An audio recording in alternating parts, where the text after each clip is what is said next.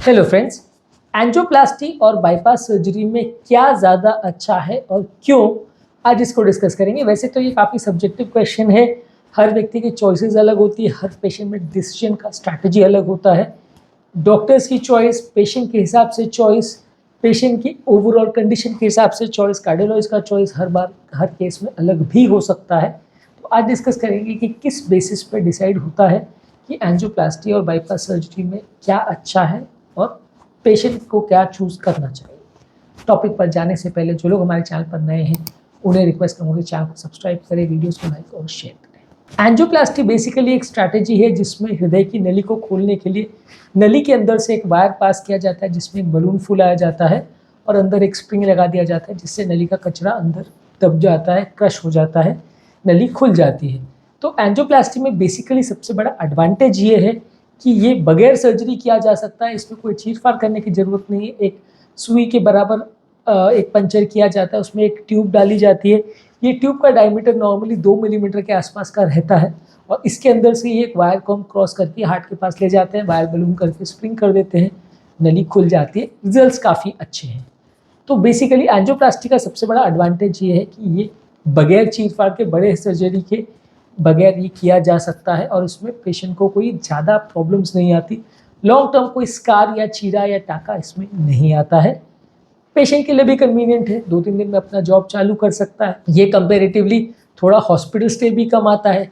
Comparatively अगर हम long term cost की बात करें तो थोड़ा कॉस्ट भी पेशेंट को कम आता है क्योंकि हॉस्पिटलाइजेशन का कॉस्ट, प्रोसीजर का कॉस्ट, ट्रीटमेंट का कॉस्ट, ट्रीटमेंट के बाद जो घर पे रहना पड़ेगा उसका कॉस्ट, ये सारी चीज़ों को हम ऐड करते हैं तो ओवरऑल ये थोड़ा सस्ता भी पड़ता है। और सिम्टम रिलीफ करने के मामले में लगभग एंजियोप्लास्टी के बाईपास के रिजल्ट लगभग बराबर है। लॉन्ग टर्म रीब्लॉकेज के चांसेस भी लगभग बराबर है।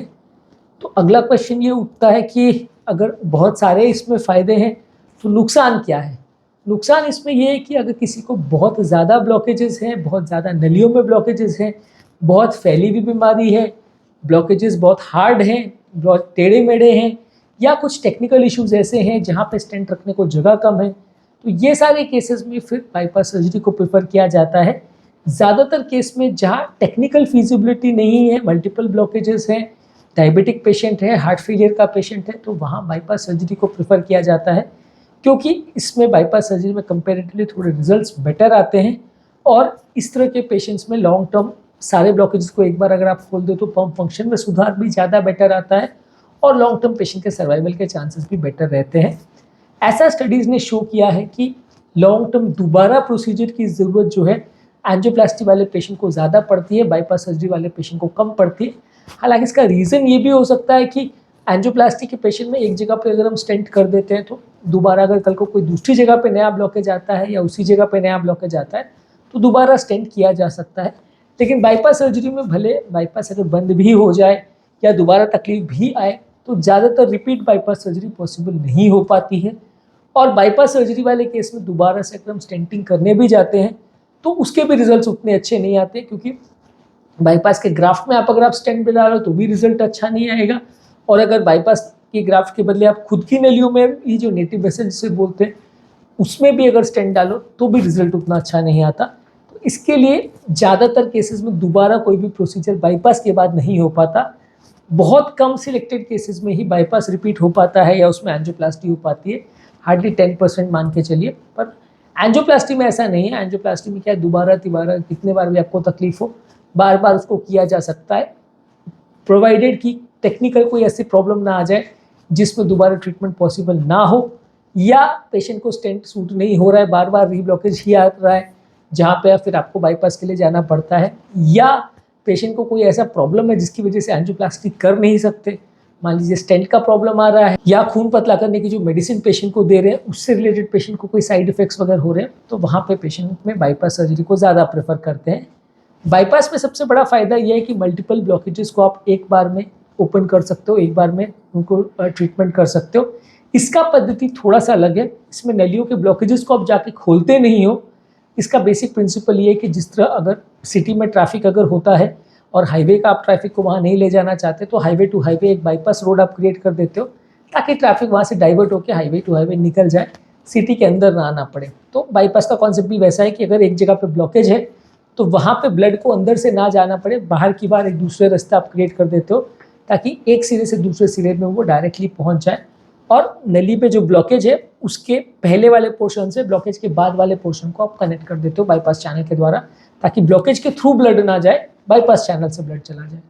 तो ये जो पद्धति है इसको बाईपास सर्जरी बोलते हैं। इसमें बेसिकली एडवांटेज ये है कि 3, 4, 5 जितने भी ब्लॉकेज हैं सबको एक साथ ट्रीट किया जा सकता है। दोबारा प्रोसीजर करने की कंपैरेटिवली ज़रूरत कम पड़ती है। खून पतला करने की दवाओं की भी जो एंजियोप्लास्टी में ज़रूरत पड़ती है कंपैरेटिवली बाईपास पेशेंट्स में कम पड़ती है, क्योंकि बाईपास सर्जरी जो है उसमें रीब्लॉकेज का चांस कंपैरेटिवली दवा डिपेंडेंट उतना नहीं होता। तो इसलिए बाईपास सर्जरी में अगर किसी पेशेंट को दवा बंद भी करनी पड़ती है तो उतना प्रॉब्लम नहीं आता जितना एंजियोप्लास्टी वाले पेशेंट में आता है।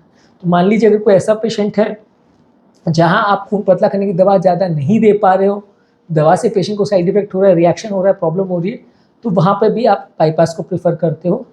इसके अलावा अगर किसी को किडनी का बीमारी है तो वहाँ पर भी एंजियोप्लास्टी थोड़ा मुश्किल होता है, क्योंकि किडनी की बीमारी वाले पेशेंट में आप स्टेंट डालने में तकलीफ होती है, क्योंकि वहाँ पे कॉन्ट्रास्ट जो आप देते हो किडनी डिजीज़ वाले पेशेंट में उसमें किडनी पे और असर पड़ता है, नुकसान होता है। तो इस वजह से आप वहाँ पे भी थोड़ा बाईपास सर्जरी को ज़्यादा प्रेफर करते हो।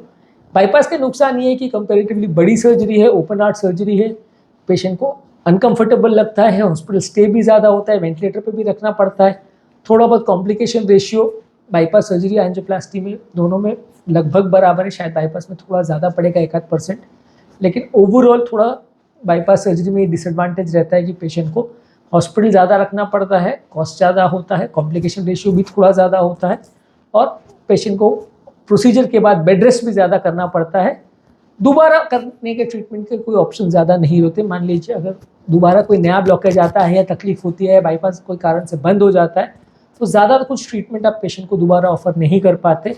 आपको ज़्यादातर पेशेंट में दवा पर ही मैनेज और मेंटेन करना पड़ता है, आप उसमें अग्रेसिव होकर दोबारा ट्रीटमेंट ऑफर ज़्यादा नहीं कर पाते। तो बेसिकली ये इम्पोर्टेंट इशू है जिसको आज हम डिस्कस करना चाह रहे थे कि एंजियोप्लास्टी और बाईपास में बेटर क्या है। बेसिकली इसमें बेटर कुछ है ऐसा कह पाना मुश्किल है। लोगों के हिसाब से अगर आप देखोगे तो कन्वीनियंस के हिसाब से लोग एंजियोप्लास्टी को ज़्यादा प्रेफर करते हैं, बाईपास जो है वहाँ पे ही ज़्यादा प्रेफर करते हैं जहाँ एंजियोप्लास्टी पॉसिबल नहीं होती है। रिजल्ट्स के मामले में दोनों ही अच्छे हैं। जहाँ टेक्निकल इश्यूज ज़्यादा हैं, एंजियोप्लास्टी के लिए केस फिजिबल नहीं है या बहुत सारे ब्लॉकेजेस हैं जिसको आपको एंजियोप्लास्टी करना पॉसिबल नहीं है सब जगह स्टेंट करना, तो वहाँ पे ज़्यादा बाईपास को प्रेफर करते हैं। पर खैर एंजियोप्लास्टी में भी धीरे धीरे करके नई नई कैथेटर्स, नई नई टेक्निक्स, नई नई पद्धति आते जा रही है जो इसको और ज़्यादा कन्वीनियंट और ज़्यादा सक्सेसफुल बनाते जा रही है। तो टाइम के साथ और टफ केसेस जो पहले बाईपास के लिए भेजे जाते थे वो धीरे धीरे करके और एंजियोप्लास्टी के लिए फीजिबल होने लगे हैं। एंजियोप्लास्टी में बेसिकली एक और बड़ा एडवांटेज ये है कि हम खुद की नलियों को रिपेयर करते हैं, जबकि बाईपास सर्जरी में उसके थ्रू आर्टिफिशियल चैनल बनाते हैं। तो खुद की नलियों को रिपेयर करने में उसमें ब्लड फ्लो सीधे डायरेक्शन में जाता है, यानी नेचुरली जैसा ब्लड फ्लो जाना चाहिए, एंटीग्रेव फ्लो जिसको बोलते हैं, वो मेंटेन होता है। बाईपास सर्जरी में ब्लड फ्लो उल्टे डायरेक्शन में आता है, यानी पहले बाईपास में जाता है फिर उल्टे डायरेक्शन में मेन हार्ट में आता है, तो वो थोड़ा सा अननेचुरल होता है और रीब्लॉकेज का चांस उसमें लॉन्ग टर्म थोड़ा ज़्यादा रहता है एंजियोप्लास्टी के कंपैरिजन में। तो अगर लॉन्ग टर्म डेटा ज़्यादा मिलता है और लॉन्ग टर्म स्टेंट्स थोड़े लॉन्ग टर्म ज़्यादा चार्जेस दे पाते हैं तो फ्यूचर में और ज़्यादा चांसेस हैं कि लोग एंजियोप्लास्टी को ही ज़्यादा प्रेफर करें बाईपास के बदले। यही कारण है कि आजकल ज़्यादातर केसेस में 80-90% केसेस में पेशेंट भी और डॉक्टर्स भी ज़्यादातर केसेस में एंजियोप्लास्टी को ही प्रेफर करते हैं। 100 केसेस अगर हैं तो उसमें 80-90% एंजियोप्लास्टी को जाते हैं, 5-10%, 15% लोग ही बाईपास के लिए जाते हैं। जहाँ एंजियोप्लास्टी पॉसिबल नहीं होती वहाँ पे ही ज़्यादातर पेशेंट्स को बाईपास को भेजा जाता है। ये आज का सिनेरियो है। फ्यूचर में अगर ट्रेंड चेंज होता है, कुछ नई इनोवेशंस बाईपास में आती है या एंजियोप्लास्टी में आती है, तो ट्रेंड्स चेंज हो भी सकते हैं। उम्मीद करूँगा कि आज का टॉपिक में कुछ नई बातें जानने को मिली होगी। जो लोग हमारे चैनल पर नए हैं उन्हें रिक्वेस्ट करूँगा कि चैनल को सब्सक्राइब करें, वीडियोज़ को लाइक और शेयर करें।